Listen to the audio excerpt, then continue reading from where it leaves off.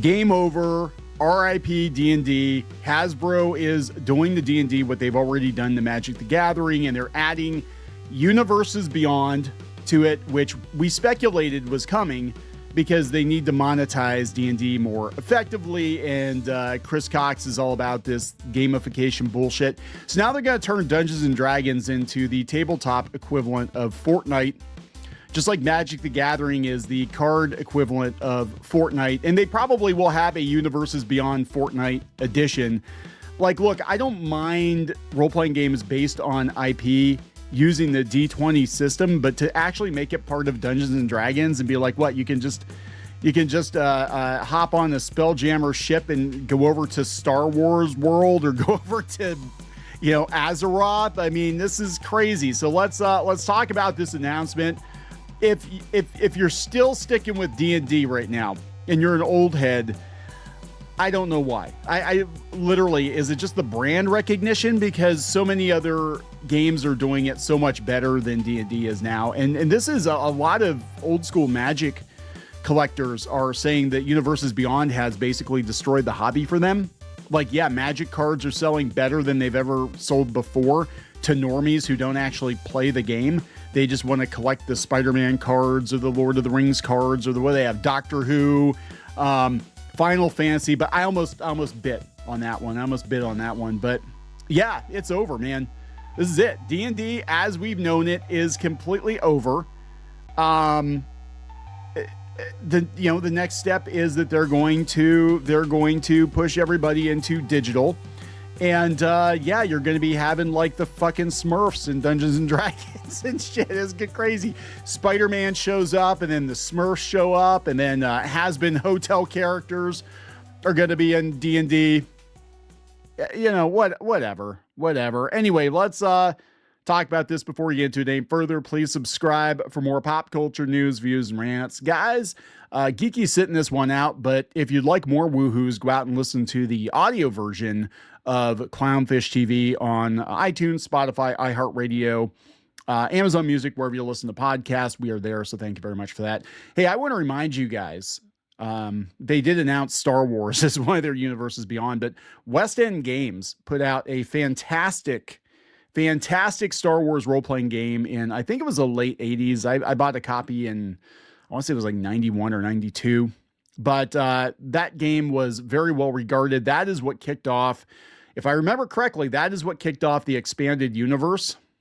So basically people could make their own Star Wars after Star Wars was at the time over, and we didn't know if we were ever going to get more Star Wars. Yes, it's hard to imagine. There was a time when we didn't know if we were ever going to get more Star Wars. And it was a dark period for a lot of people. And I think a lot of people, though, wish we could go back to that, given some of the Star Wars we've gotten over the last few years, especially. But yeah, West End Games did before. Just call it something else, right? But Dungeons and Dragons is the brand. I mean, you could do a Star Wars role-playing game powered by the D20 system. That's the thing you could do. You could do a tabletop World of Warcraft game powered by the D20 system. You don't have to call it Dungeons and Dragons, but everybody knows Universes Beyond means IP in your favorite game. And it's to attract normies. And that's what's going to happen. So this is coming from Variety. Dungeons and Dragons reveals Star Wars and World of Warcraft themed tabletop role-playing games as part of their new Universes Beyond collection. Yes. See also Magic the Gathering. A lot of people having issues with this. Dungeons & Dragons maker Wizards of the Coast announced the upcoming launch of Star Wars and World of Warcraft themed tabletop role-playing game offerings during Gen Con on Thursday. A lot of people thought this was going to be like a big deal, like a new president announced. I don't think they announced that, but they did make a bunch of announcements, and it really does feel like spray and pray, that they're just announcing a bunch of things and they're hoping some of them will stick. We'll talk more about the other ones here in a bit, but this is the big one.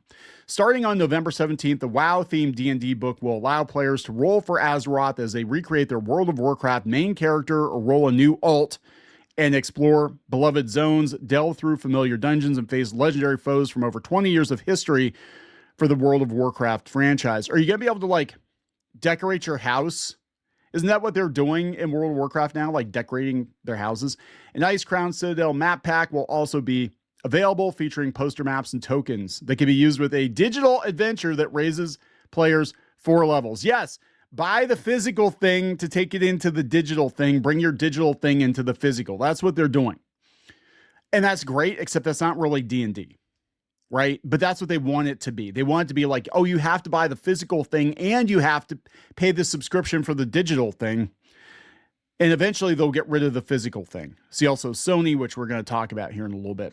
The World of Warcraft themed game, which is made in collaboration with Blizzard, will be the first in line of Universes Beyond products from the D&D team. These new offerings will be based on outside IP like Universes Beyond collections produced by Wizards of the Coast brand Magic the Gathering.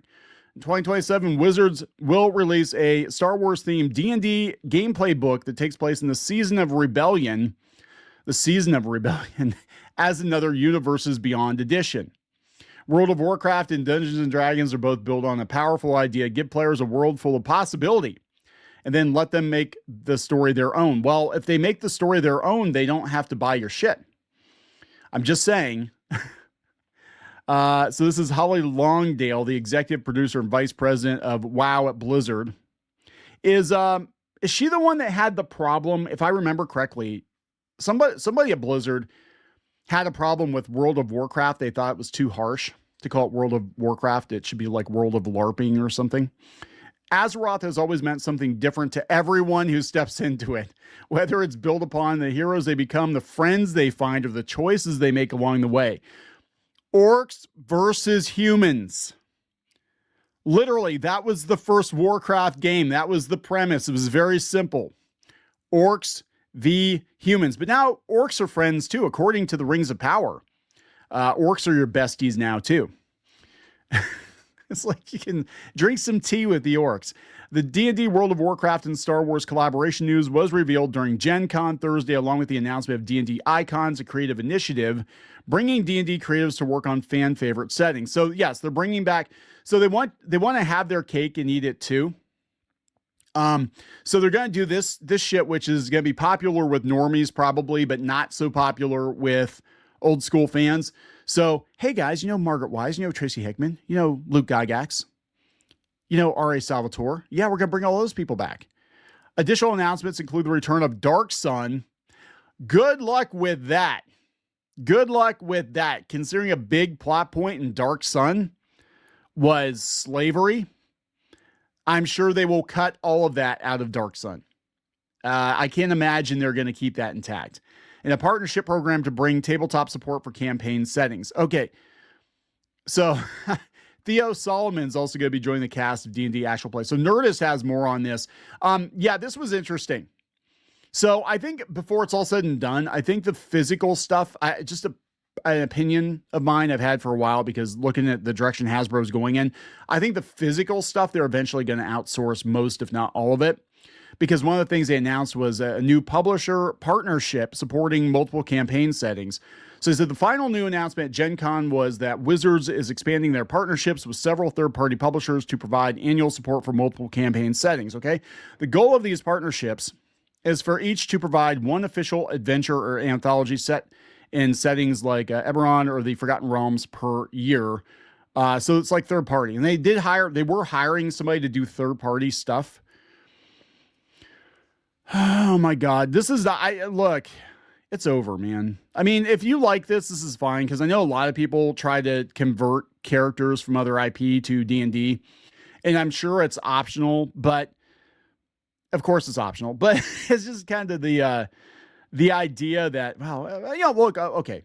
I'm looking at the Dark Sun cover right now, and it's not bad. That's not bad. It looks sufficiently violent. There just won't be any slavery in it, but, they're bringing Greyhawk back and everything else. I don't know. So look, play it, don't play it, whatever. A lot of people just homebrew their own games anyway. This is why they're trying to get the normies, and how you get the normies is you bring them in with like Spider-Man and shit. And that'll probably be next. I'm not even kidding. The fact that they're trying to connect World of Warcraft, the game, the digital game experience, to the tabletop game means they're probably, and this is Chris Cox, who's a Microsoft guy, they're probably going to do more of this. So they're probably going to go out and, try to do something with like Final Fantasy 14 or online or whenever they come out with a new version of it. They're going to try to connect all that stuff together because that's what he's all about. And that's probably what they're thinking with this game they're developing, this like ridiculous AAA title thing from the Mass Effect. Is that the one they canceled? I can't keep track of what the hell's going on. Is this why they got rid of the president right before Gen Con? He's not okay with this? Or did he fuck things up? I have no idea. But it tells me that D&D, as we've known it, and look, if you guys are still on the D&D train, that's a you thing, but it's over. It's been over for a very long time. Right. And I'm not telling you to buy it. Don't buy it. If you want to buy it, you enjoy it. That's fantastic. I'm just saying the D&D that we knew is now corporate product. That's it. It's corporate product. And they're going to use it to market other shit. They're going to do crossovers. Hasbro does this all the time with Monopoly. They have, different versions of Monopoly, Mario Monopoly, all that. Oh my God, they're going to have Nintendo. They'll have Nintendo tabletop and they'll sell the shit out of it. They will sell the shit out of a Nintendo D&D world where you can LARP as Mario and Luigi, right? I mean, oh my God, half of Reddit's gonna be lined up for that, or do like Mario RPG, like the characters from Mario RPG in a canon D&D book. It's gonna go like gangbusters, right? This tells me that they're very desperate. Like D&D as they've been doing is not working anymore. So they're moving on from the old heads and they're trying to get the normies in. Again, it worked with Magic. Those people aren't actually playing the game. They're just buying the cards and they're flipping the cards and they're not actually playing the game. I think we're in like post play at this point, and they'll probably do some stupid shit too. Just like Magic, where they'll make it collectible. Like this is the super deluxe platinum, whatever edition. Or if they're super smart, they'll put like secret cards or something in each box set. And then you'll have to like buy multiple box sets, multiple $50 box sets to get all these cards or something. I could totally see them doing something like that. I could. Anyway, there it is, guys. It's the end of D&D as we know it. Let's go out and take a look at these tweets here before we're done. This is coming from the official Dungeons and Dragons account. Stay tuned, guys. John Douglas says, too bad both IPs are in such a horrific state of disarray and disinterest. Yeah, WoW and Star Wars are both bad. Somehow Tiamat returned. Elven Made In says, when I was young, there was nothing more dear to me than Star Wars and Advanced Dungeons and Dragons. Seeing this should make me happy, yet I feel nothing. I'm tired, boss. Two franchises that were truly dear to me are coming together and I feel nothing. They've been hollowed out by the woke mafia. This makes me sad. Dude, what the fuck? Now they're university beyonding D&D. We told you this was coming.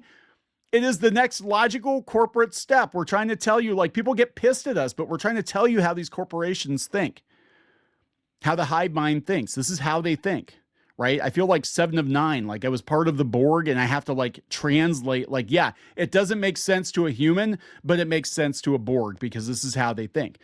So that's what we're telling you.